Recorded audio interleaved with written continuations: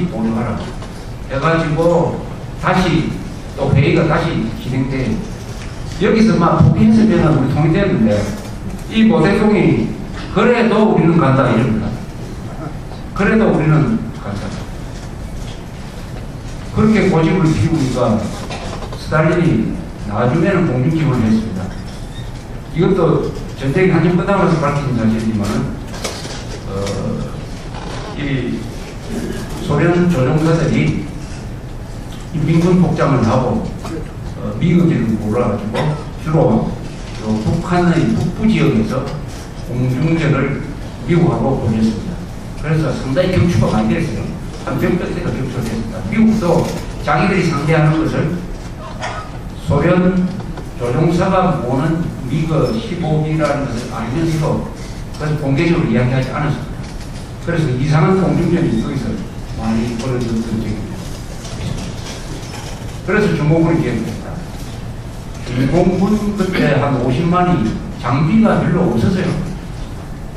소총도 1인당 하나씩 돌아가지 않았습니다. 그래서 앞에 사람이 가다가 총 맞아 죽었는데 뒤에 사람이 그 총을 인수해가지고 싸우고 그랬어요. 탱크 한 대도 없었어요. 탱크가 한 대도 없었어요.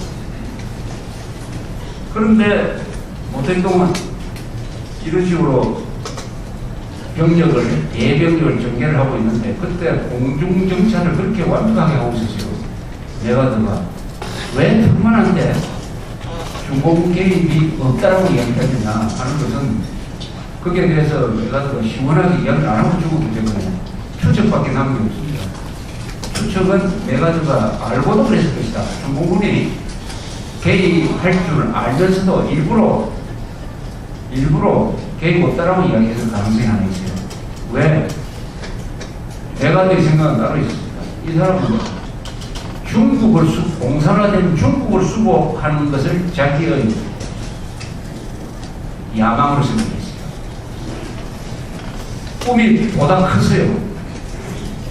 한국 수복은 이제 다 된 거고 중국하고 전쟁을 확대해가지고 장개석 군대도 다시 들여보내고 해가지고 중국을 수복한다. 그것은 이 사람도 독실한 기독교 신앙이다. 이건 하나님은 영역이다. 이런 식으로 생각을 했기 때문에 중공군이 개입하면 해도 좋고 안 해도 좋고 안 하면 통일되는 거고 하면은 이걸 필요로 해가지고 전쟁을 확대한다. 이런 생각을 갖고 있었습니다. 그런데 그 대통령이라야 그렇게 할 수 있는 거예요. 미국 대통령이라야 그런 결정을 할 수 있는데 이때 메가드라는 사람의 위치는 완전히 거의 신의 자리에 와 있었어요. 우선 나이가 이 사람이 70대, 73살이면 그렇죠. 가장 고참 군인이었습니다. 자신의 부관을 했던 아이젠하워가 그때는 나토 사령관을 하고 있을 거예요. 나토 사령관. 자기 부관을 했습니다. 부관. 중령으로서 부관을 데리고 있었습니다. 필리핀에서. 그러니까 미국 군 안에서 당시 장성들보다 메가드가 나이가 20살이 많았습니다. 20살. 그러니까 부장관도 비슷하다 이렇죠. 더구나 거의 모든 사람이 반대한 2003 작전을 성공시켜놨습니다. 북진을 하고 있어요. 대통령까지 포함해서 당시에 국방장관이 마샬인데 아무도 이 메가드를 반대하고 메가드의 말에 브레이크를 걸었어요. 또 메가드는 공화당에서 차기 대통령 후보로 지목을 하고 있었어요. 정치력도 있었어요. 아무도 이 사람한테 말을 걸 수가 없었어요. 그래서 원래는 미국의 전쟁 목표가 38선까지만 수복하는 걸로 되어 있었는데 워낙 잘 나가니까 아예 마샬 국방장관이 메가드한테 백주 수표를 주고입니다. 이 전선사령관으로서 앞으로 전략적인 문제까지 포함해서 당신한테 위임한다. 해가지고 작전을 마음대로 하고 있습니다. 그래서 10월 25일에 총공세를 합니다. 충청강에서 관객을 받아서 그때 중공군은 고대동이 다 지시를 합니다. 팽득회가 사령관인데 한국군을 치라고 합니다. 한국군이 약하니까. 한국군 2개 사단이 거의 아주 큰 타격을 받았어요. 딱 때리고 나서는 다시 북쪽으로 숨어버렸어요. 차가 없어져버렸습니다. 그러니까 또 오판을 해요. 대가들가. 개입한 군대가 한 6만 밖에 안 된다. 실제로는 한 30만이 들어왔습니다. 6만 밖에 안 된다. 그래서 한 달 뒤에 다시 또 총공세가 됩니다. 11월 하순에 크리스마스 공세다 해가지고 이번에 이기면은 우리 군인들 전부 다 저를 보내주겠다. 그때 비로소 숨어있던 북부산을 그때 숨어있던 중공군이 대공세를 펴면서 우리가 1사부대라고 하는 게 생깁니다. 이렇게 해서 미군이 자기 역사상 가장 긴 퇴각을 하게 됐어요. 여기에 또 미스테리가 있어요. 8군, 우리는 미군이, 작전하는 미군이 8군, 워커 중장이 지휘하는 8군과 인천 상륙작전을 한 10군단이 있었는데 이 두 부대를 통합을 해야 되는데 갈라버렸어요. 그래서 10군단은 인천 상륙작전 해가지고 그 다음에 어디로 가느냐 하면 저 원산으로 갑니다. 배를 타고 돌아가지고 원산에서 한 7, 8만 명이 상륙하는 날짜를 기다리는데 거기 원산에 있는 이 규례를 다 제거를 하지 못해가지고 거기서 또 한 열흘 동안 시간을 낭비합니다. 왜 내가 부대를 두 개로 가렸느냐? 가르고 보니까 가운데 낭림산맥이 딱 있어가지고 이 낭림산맥이 나와도 막는 사람이 없었어요. 거기로 중공군이 들어왔습니다.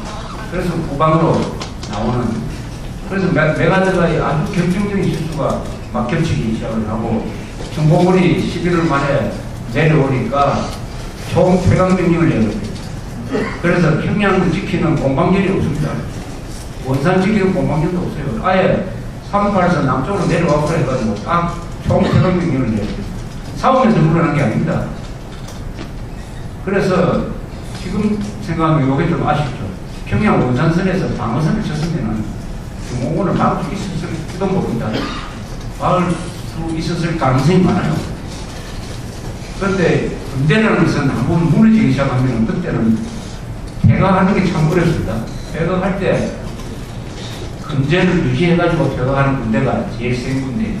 세계에서 그렇게 퇴각을 멋지게 하는 군대는 몇 개 없습니다. 영국 군대, 독일 군대, 일본 군대 정도죠. 일본 군대입니다. 질서 정연하게 퇴각하는 군대가 제일 센 군대입니다. 미군도 6.25 때 보면은 좀 질서가 없이 이렇게 됐습니다. 퇴각하는 군대가 어떤 심리냐 하는 것을 제가 어떤 6.25 참전 장교한테 이런 그런 이야기를 했습니다. 퇴각을 하다가 지쳐가지고 어느 집에 들어갔답니다. 들어가서 무조건 안방 좀 내놔라 해가지고 거기 들어가니까 또 군인들이 몇 사람 잡고 있어요. 아침에 일어나 보니까 중공군하고 같이 자고 있더라고요. 그럼 자기들은 먼저 일어났대요. 그럼 어떻게 해야 됩니까? 무슨 것은 총을 쏴 죽이든지 포로를 잡아야 될 거 아닙니까? 퇴각하는 군대가 어떻게 행동하느냐? 잠 깰까 싶어서 겁이 나가지고 살금살금 나와가지고 옷 입고 도망쳤답니다. 자는 군대한테도 총구리를 들이대지 못하는 게 퇴각하는 군대입니다. 일패도시죠. 그러니까 이게 사람이 패배주의 한번 들면은 자기 손에 무기를 가지고도 잠자는 정권한테 총 들이대지 못하고 도망가는 거예요.